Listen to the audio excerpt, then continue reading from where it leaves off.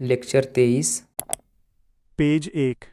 अशोक ने कुछ प्रसिद्ध स्तूपों का भी निर्माण करवाया था, जैसे सांची स्तूप माइनस मध्य प्रदेश, भरूच स्तूप माइनस मध्य प्रदेश, सारनाथ स्तूप माइनस उत्तर प्रदेश, लुम्बिनी स्तूप माइनस नेपाल, अमरावती स्तूप माइनस आंध्र प्रदेश।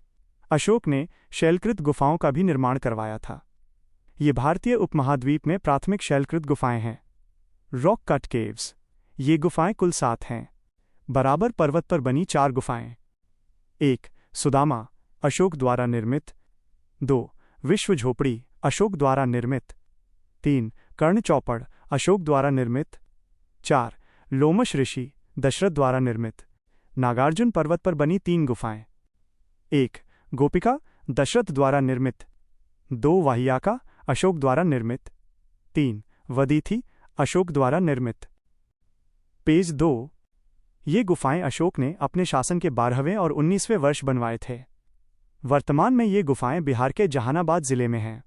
अशोक ने सारनाथ स्तंभ को स्थापित करवाया था, जिसे भारत सरकार ने स्वतंत्रता के पश्चात राष्ट्रीय प्रतीक के रूप में अपनाया। अशोक ने एक नए नैतिक मूल्यों के आचार संहिता कोड ऑफ कॉन्डक्ट को भी स्थापित करवाया, जिसे अशोक का धम्म कहा गया। अशोक ने स्वयं कहा है कि धम्म की स्थापना का उद्देश्य एक नया धर्म स्थापित करना नहीं है, बल्कि नैतिक मूल्यों का संग्रह प्रस्तुत करना है, जैसे माइनस जियो और जीने दो, पशुओं की हत्या पर निषेध और बड़ों का सम्मान इत्यादि समाहित किए गए हैं। अशोक के धम्म की जानकारी हमें भाब्रू बैराट लघु शिलालेख से प्राप्त होती है। बौद्ध धर्म के त्रिरत्न भी भाब्रू अभिलेख से मिलते हैं। पेज 3। अशोक के 14 शिलालेखों की सूची। 1. प्रथम शिलालेख, पशु वध का निषेध, उत्सव पर रोक, प्रजा मेरी संतान है। 2. द्वितीय शिलालेख, चोल चेर एवं पांड्यों का वर्णन, कल्याण का कार्य, मनुष्य व पशुओं की चिकित्सा। 3. तृतीय शिलालेख, राजकों की नियुक्ति, ब्राह्मणों के लिए स्वतंत्रता। 4. चौथा शिलालेख, पशुओं के प्रति अहिंसा। 5. पांचवां शिलालेख, मौर्य समाज, महामात्रों की नियुक्ति। 6. छठा शिलालेख, प्रशासन का कुशल संगठन। पेज 4। 7. सातवां शिलालेख, सभी संप्रदायों के मध्य सहिष्णुता, भेरी घोष के स्थान पर धम्म घोष का ग्रहण किया। 8. आठवां शिलालेख, गांवों के लिए धम्म यात्रा। 9. नौवां शिलालेख, अर्थहीन कर्मकांडों को समाप्त किया। 10.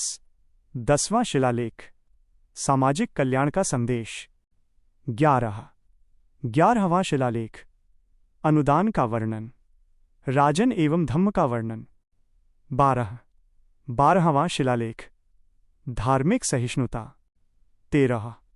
13वां शिलालेख, कलिंग युद्ध के पश्चात हृदय परिवर्तन, 5 सीमांत राजाओं के नाम, अंतियोक सीरिया, तुर्मय मिस्र, अंतिगिनी मैसिडोनिया, मग आलिक सुंदर एपिगोनस।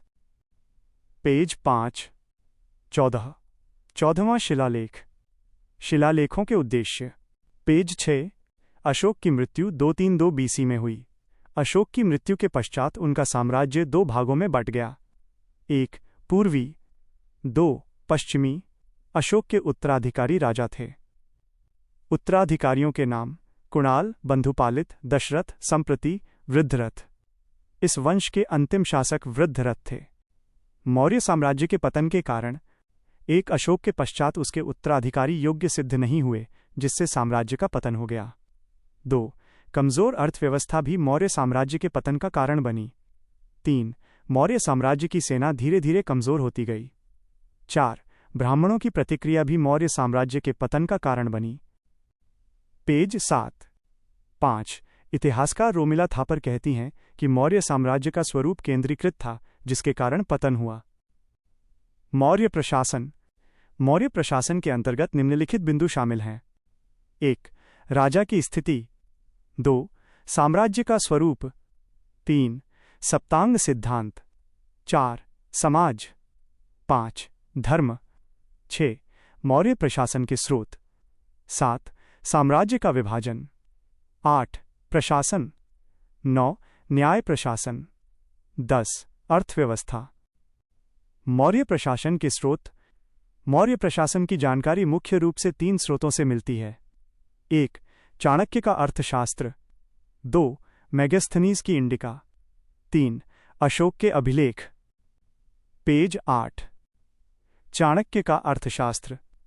राजा के कर्तव्य, संप्रभुता का सिद्धांत, सप्तांग सिद्धांत, प्रशासनिक विभाग, न्याय व्यवस्था, समाज की जानकारी, मेगास्थनीज की इंडिका, नगर प्रशासन, समाज का विभाजन, सामाजिक व्यवस्था, वास्तुकला का वर्णन।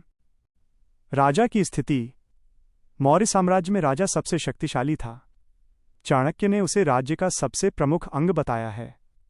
इस काल में हमें एक केंद्रीयकृत राज्य देखते हैं। मौर्य साम्राज्य निरंकुश न होकर कल्याणकारी था, अर्थात इसे पितृसत्तात्मक राजतंत्र भी कहा गया है, जिसका अर्थ है कि राजा पिता की भूमिका में है। पेज 9। और वह प्रजा को अपनी संतान के रूप में मान्यता देता है। इस काल में राज्य की सभी शक्तियां राजा में निहित थीं, जैसे न्यायपालिका, अर्थव्यवस्था, आंतरिक सुरक्षा, सेना, सामाजिक कल्याण और प्रशासन। साम्राज्य का विभाजन। मौर्य साम्राज्य का विभाजन चंद्रगुप्त मौर्य ने 4 चक्रों या प्रांतों के रूप में किया था। ये 4 प्रांत थे। 1. उत्तरापथ माइनस राजधानी तक्षशिला। 2. दक्षिणापथ माइनस राजधानी स्वर्णगिरी। 3. उज्जैन माइनस राजधानी अवंतिका। 4. मध्य देश प्राची देश माइनस राजधानी पाटलिपुत्र। परंतु अशोक के काल में कलिंग को जीतकर 5वां प्रांत घोषित किया गया। चाणक्य ने अपने ग्रंथ में सप्तांग सिद्धांत का वर्णन किया है, अर्थात राज्य के 7 अंग बताए हैं। पेज 10। सप्तांग सिद्धांत। राजा, स्वामी, अमात्य, मंत्री, भूभाग, दुर्ग, बाला, कोश, मित्र। चाणक्य ने साम्राज्य को 8 प्रशासनिक इकाइयों में विभाजित किया था। 1. साम्राज्य माइनस सम्राट। 2. प्रांत चक्र माइनस गवर्नर कुमार। 3. आहार या विषय माइनस विषयपति। 4. स्थानिक माइनस 800 ग्राम का समूह माइनस स्थानीय। 5. द्रोणमुख माइनस 400 गांव का समूह। 6. खारवटिक माइनस 200 गांव का समूह। 7. संग्रहण माइनस 100 गांव का समूह माइनस संग्रहक। 8. ग्राम माइनस ग्रामिक। क्या यह प्रस्तुतिकरण आपकी अपेक्षा के अनुरूप है?